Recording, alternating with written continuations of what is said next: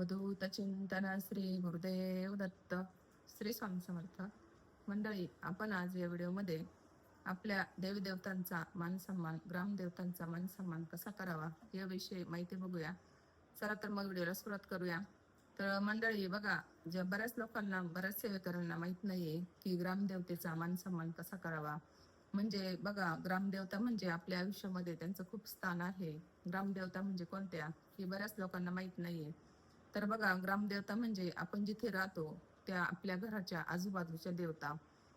म्हणजे कसं, आता तुम्ही म्हणाल की तुम्ही गावी राहता, मग गावच्या देवता. तर गावी राहता म्हणजे ते कसं, का तुम्ही जे गावी स्थानिक असाल तर त्या तुमच्या घराच्या आजूबाजूच्या देवता. आता तुम्ही शहरात राहताय, तर शहरात जिथं राहताय त्या म्हणजे तुमच्या घर जिथं आहे शहरामध्ये, तिथे जे काही देवी देवता आहेत ते तुमचे ग्रामदैवत झाले. तर यांचा मान सन्मान करणं खूप महत्वाचं आहे. बघा, आपल्या आयुष्यामध्ये जे आपण जीवन जगत असतो तेव्हा आपल्या म्हणजे कोणतंही धार्मिक कार्य करत असतो किंवा आपण म्हणजे आपल्या ग्रंथाचं जेव्हा पारायण करतो, गुरुचरित्र म्हणा, स्वामी चरित्र म्हणा किंवा नवनाथ पारायण म्हणा, हे जे काही पारायण करतो किंवा अमावस्या असते, पौर्णिमा असते, याला आपण आपल्या ग्रामदेवतांचा मान सन्मान हा आवर्जून केला पाहिजे. याने आपल्या आयुष्यातील अनेक प्रश्न हे मार्गी लागत असतात. तर बघा, असा हा साधा आणि सोपा मान सन्मान आहे. तर मान सन्मान कसा करायचा आहे, तर बघा, आता मान सन्मान करताना एक देठाचं पान घ्यायचंय, जे आपण पूजामध्ये वापरतो, खाऊचं पान म्हणतो त्याला. त्याच्यावर ₹1 नाणं ठेवायचंय आणि एक सुपारी ठेवायची, एक भीमसेनी कापूर ठेवायचंय, एक खारीक ठेवायची आणि हे पान दक्षिणेकडे देठ येईल असं या म्हणजे देवी देवतांचा ज्या वेळेस तुम्ही मान सन्मान करायला जाल तेव्हा तिथं मंदिरामध्ये त्याचं देठ हे दक्षिणेकडे आलं पाहिजे. असं हे सगळं ठेवायचंय आणि एक नारळ घ्यायचंय हातामध्ये, त्याच्यावर खडी साखर ठेवायची नारळावर. आणि अ, ज्या काही देवदेवतांचा तुम्ही मान सन्मान करायला म्हणजे करत आहात तिथं, समजा गणपती बाप्पा आहेत, तर तुम्ही ते नारळ आणि खडी साखर हातात घ्यायची. आणि मी श्री स्वामी समर्थ महाराज यांची सेवेकरी असून मी आपला मान सन्मान करायला आले आहे. तरी जी काही तुमच्या आयुष्यामध्ये अडचण असेल ते तुम्ही त्या गणपती बाप्पांना सांगायचे आणि आमचे सगळे प्रश्न मार्गी लागोत असं म्हणून तिथं जय जयकार करायचा आहे आणि ते नारळ तिथं ठेवून द्यायचंय गणपती बाप्पांसमोर.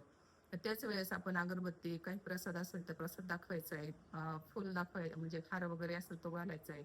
आणि असा हा मान सन्मान गणपती बाप्पांचा करायचा आहे. तर हा मान सन्मान करणं आवश्यक आहे का, तर हो. मान सन्मान केल्यावर आपले बरेच काही अडचणी ज्या असतात त्या सुटत असतात.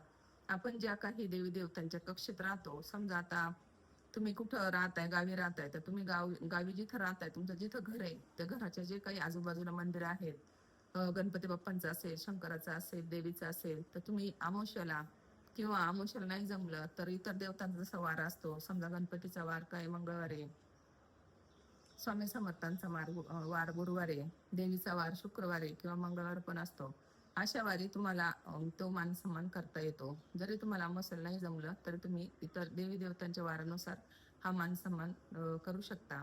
तर बघा, मान सन्मान करणं खूप आवश्यक आहे. जसं आपण कुलदेवीचा मान सन्मान करत असतो, दर 1 वर्षातून म्हणा किंवा 3 वर्षातून म्हणा, आपण कुलदेवीला जाऊन तिचं जे काही आहे मान सन्मान, आपल्या यथाशक्तीप्रमाणे साडी, चोळे, अलंकार हे आपण कुलदेवीला अर्पण करत असतो आणि आपण कुलदेवीचा आशीर्वाद हा आपण मागत असतो.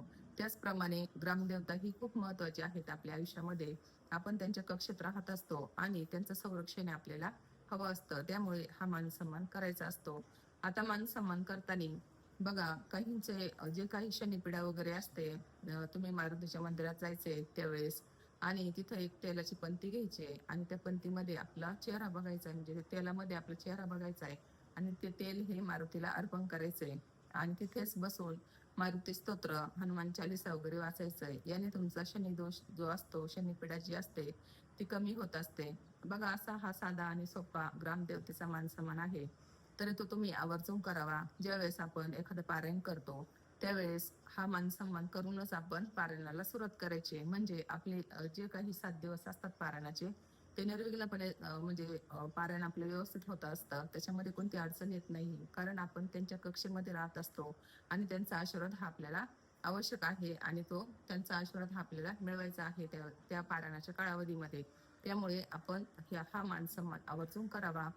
बघा, बरेच सेवेकरांना माहित नसतं की मान सन्मान कसा करावा, काय करावा. त्याच्यामुळे हा व्हिडिओ बनवला आहे. तरी हा व्हिडिओ शेवटपर्यंत बघा. तुम्हाला आवडला असेल तर नक्कीच लाईक, शेअर आणि सबस्क्राईब करा. सगळ्यांना श्री स्वामी समर्थ. अवधूत चिंतन श्री गुरुदेव दत्त. भेटूया अशाच एका नव्या व्हिडिओसह पुढच्या व्हिडिओमध्ये. तोपर्यंत श्री स्वामी समर्थ.